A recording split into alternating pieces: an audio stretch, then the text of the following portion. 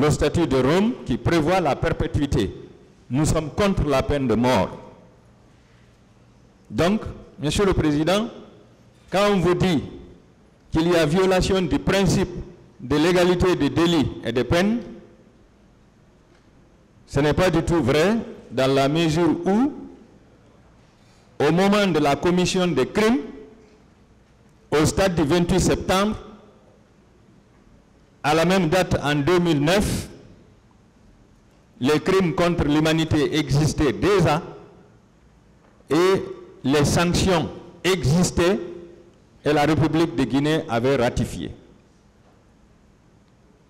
Donc, il n'y a pas violation du principe, il n'y a pas, comment dirais-je, violation du principe de l'égalité des délits et des peines.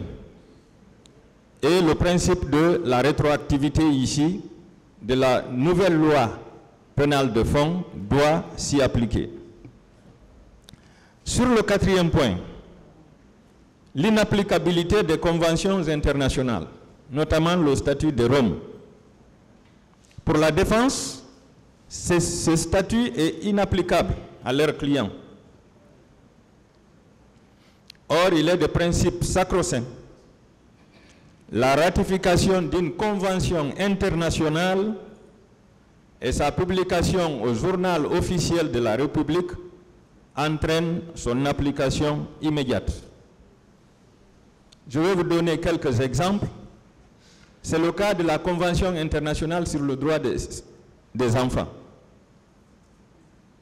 Cette convention a été appliquée par la République de Guinée pendant plusieurs années, alors qu'elle n'avait pas été internalisée dans notre législation interne.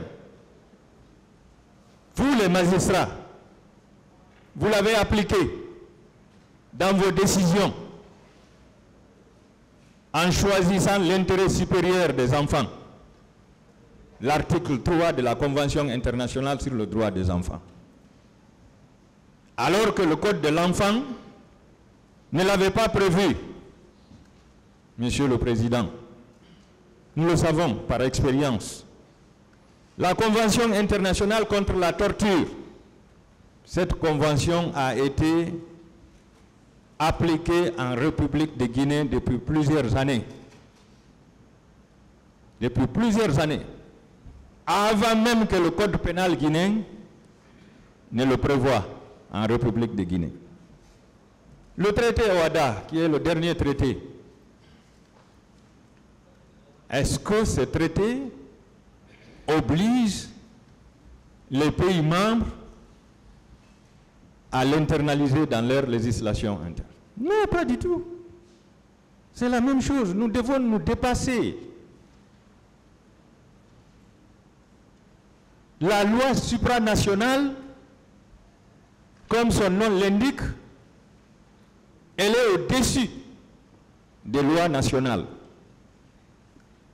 Lorsque vous regardez le préambule de la Constitution de 2020, Monsieur le Président, la République de Guinée proclame son attachement aux textes internationaux en la matière ratifiés par la République de Guinée. Ça, c'est la dernière constitution, quoique critiquée, qui s'attache à l'application des textes internationaux dès lors qu'ils sont ratifiés. Lorsque vous regardez les dispositions des articles 73 et 74 de la Charte de la transition, je vais vous lire très rapidement ces dispositions. Article 73, les traités, conventions et accords régulièrement ratifiés ou approuvés ont dès leur publication au journal officiel de la République une autorité supérieure à celle des lois sous réserve de réciprocité. Article 73 de la Charte. Article 74. Les traités et accords internationaux précédemment conclus par la République de Guinée et régulièrement ratifiés demeurent en vigueur sous réserve de réciprocité. Ça, c'est le dernier texte qui a valeur de la Constitution en République de Guinée, qui reconnaît qu'une fois que la Guinée ratifie une convention internationale, cette convention s'applique immédiatement dès sa publication au journal officiel de la République. Cherchez-moi le Code civil. Le Code civil, Monsieur le Président, en son article 9, dernier alinéa sur l'ordonnancement juridique en République de Guinée, prévoit, Monsieur le Président,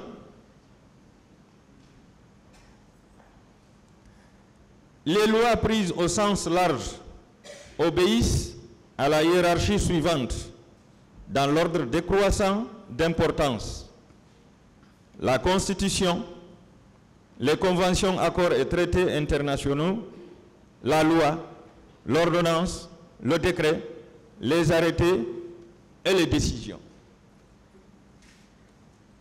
Cela veut dire, Monsieur le Président, qu'après la Constitution, les conventions et accords internationaux sont au-dessus de nos lois ordinaires. Et le Code pénal guinéen est une loi ordinaire. Monsieur le Président, dès lors que nous avons ratifié le statut de Rome, le statut devient applicable. Il entre en vigueur en République de Guinée dès après sa publication au journal officiel. Et les faits pour lesquels nous sommes là, Monsieur le Président, ont été commis 6 ans après la ratification du statut de Rome par la Guinée. Quel est le texte juridique, Monsieur le Président, qui prévoit l'internalisation du statut de Rome pour son application en République de Guinée? Quel est ce texte juridique? Je veux qu'on m'oppose ce texte juridique. Nulle part, il n'existe. Mieux, Monsieur le Président, dans le cas d'espèce, le tribunal aura à répondre à un certain nombre de questions. Premièrement, est-ce qu'il y a eu attaque le 28 septembre 2009 au stade du même nom, perpétrée par des militaires, des gendarmes, des policiers, des nouvelles recrues et des mercenaires? Est-ce qu'il y a eu? Je pense que la réponse est affirmative. Est-ce que cette attaque était généralisée et systématique? Là également, la réponse est affirmative. Est-ce que cette attaque était dirigée contre une population civile? Sans doute, c'est sans commentaire. C'est une population civile qui était au stade. C'est une population civile qui était aux alentours du stade. C'est une population civile qui a été attaquée dans leur domicile, dans leur foyer, Monsieur le Président. Puisque nous sommes là pour les événements malheureux de la journée du 28 septembre et les jours qui ont suivi. Monsieur le Président, aucun militaire, aucun gendarme, aucun policier n'a été blessé ce jour, à plus forte raison recevoir une balle. Il n'y a que des civils qui ont payé. Il n'y a que des civils qui ont été massacrés. Il n'y a que des civils qui ont été violés. Il n'y a que des civils qui ont été violentés. Il n'y a que des civils qui ont été victimes de pillages. Il n'y a que des civils qui ont été victimes d'esclavage sexuel. Aucun homme en uniforme n'a été victime ce jour.